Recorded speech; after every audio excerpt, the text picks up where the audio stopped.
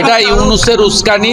উনি যুদ্ধ লাগাতে চান, কারণ উনি ইতিমধ্যে জনসমর্থন খুইয়েছেন, ভ্যাট চাপিয়েছেন, প্রত্যেক দিন মানুষ খুন হচ্ছে, বর্বরচিত ঘটনা হচ্ছে। আজকেও একটা পুলিশ মহিলা কর্মীর ঝুলন্ত লাশ থানার মধ্যে পাওয়া গেছে। হিন্দু ইসরায়েল গাজার হিন্দুদের বাঁচাতে লড়াই করেছিল। আমরাও 100 কোটি হিন্দু বাংলাদেশের 1.5-2 কোটি হিন্দুর জন্য লড়ব।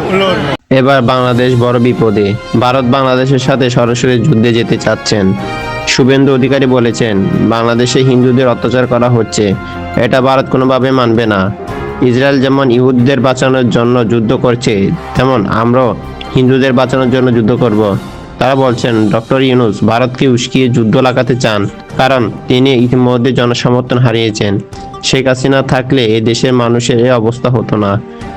বলবো जो हमारे साथ हम उनका साथ, जो हमारे साथ।